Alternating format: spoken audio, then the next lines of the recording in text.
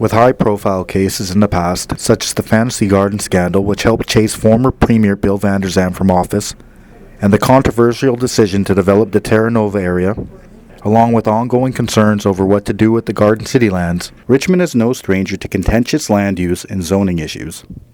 With the iconic Olympic Oval, the allure of the River Rock Casino, and the ease of travel along the Canada Line, Richmond is becoming more and more popular as both a place to visit and a place to live.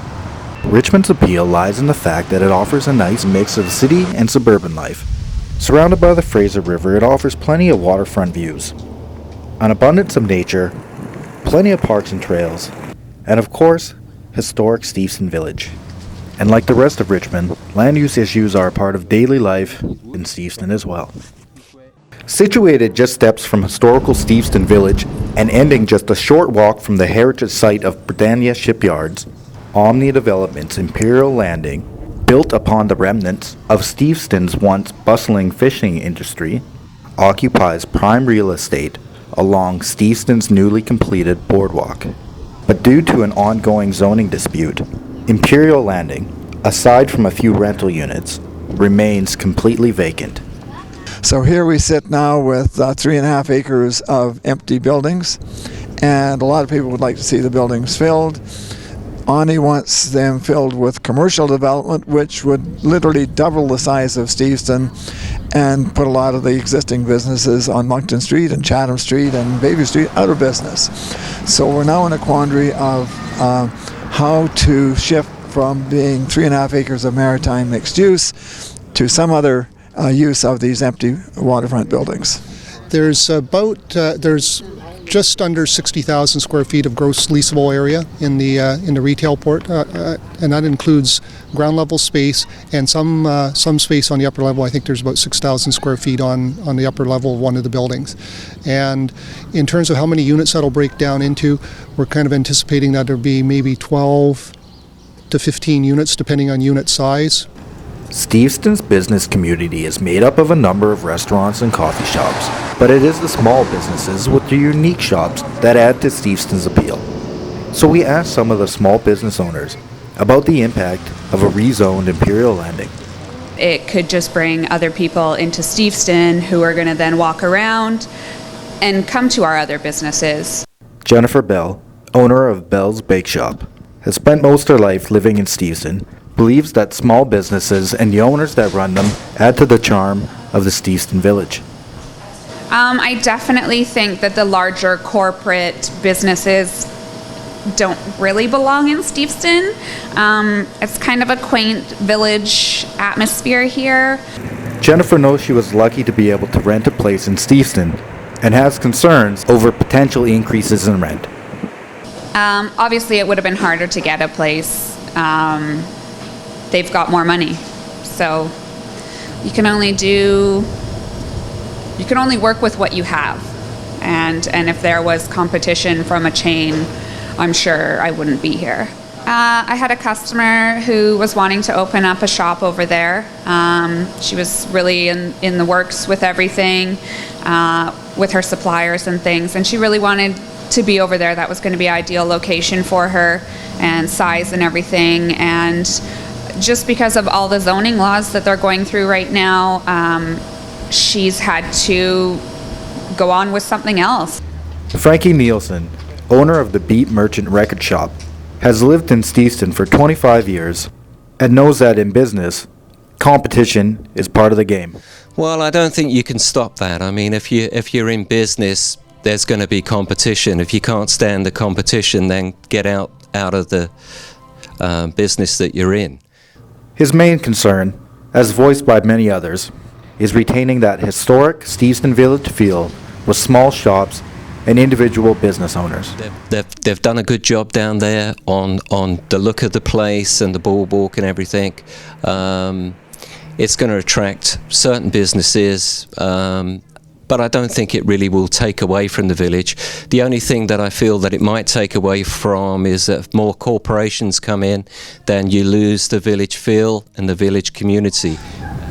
While protecting Steveston's existing business community is one of the issues holding up rezoning of Imperial Landing, the other is the zoning itself, which allows only for mixed maritime use, essentially in support of Steveston's fishing community, which according to Ken Takahashi, a retired commercial fisherman, has been depleted to the point where zoning the estimated 60,000 square feet of space does not seem reasonable. Fishing was a big thing in Steveston at one time. You know, it was the main source of income for most of the residents here. There was a lot of Japanese at one time here, and they were all fishermen, and yeah, that was their main livelihood. And it was, in the old days, it was bustling. I agree with Onni. The fishing industry today wouldn't be able to sustain.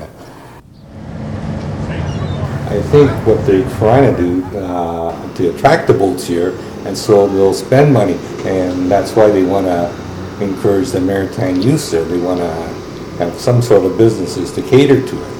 I don't know if it's going to work or not, but I think that's part of the planning. They want to make sure. See, you got to remember there's an election coming up this fall, and yeah, they don't want to put something that the public isn't going to like. You know, they got to be on the good side. And while the fishing industry in Steveston may be depleted, the love of fish and fishing is not going anywhere. In fact, the demand may be growing.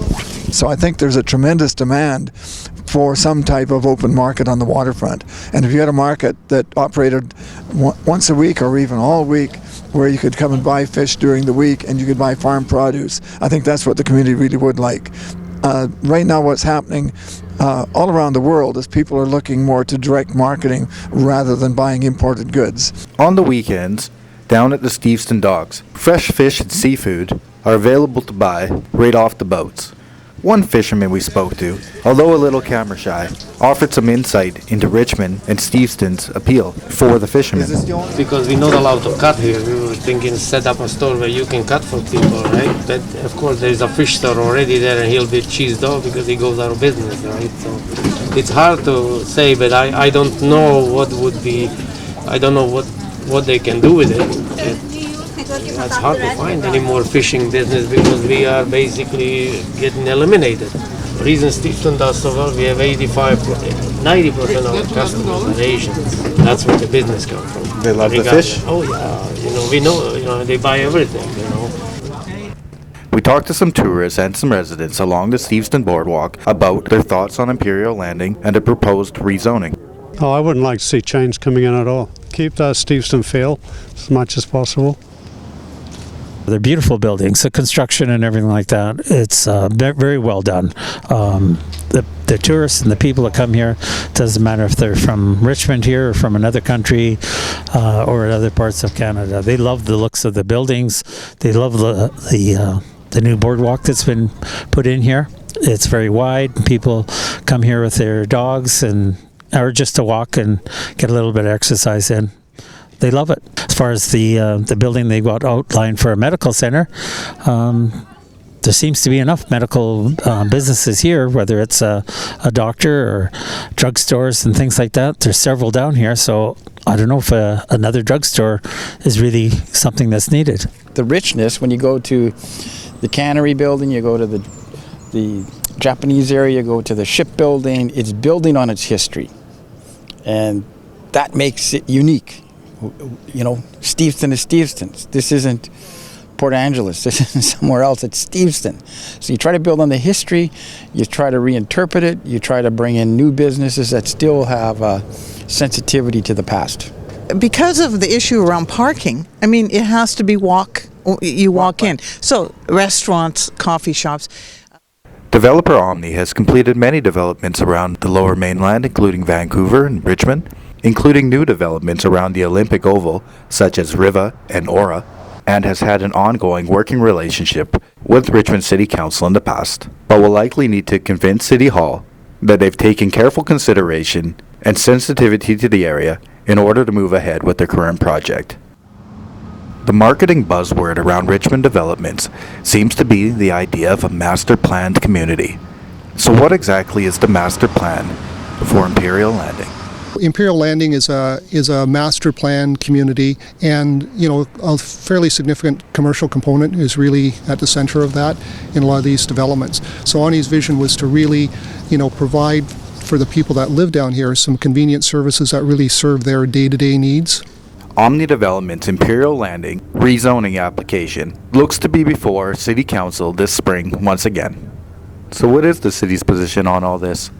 So what the role of the city is to try and come up with a solution where the shops will be filled, but where it will not do any damage to the existing business community, and it will actually provide the vibrancy that everybody's hoping to have on the waterfront. We are going to be doing something, and we are trying to work out a compromise.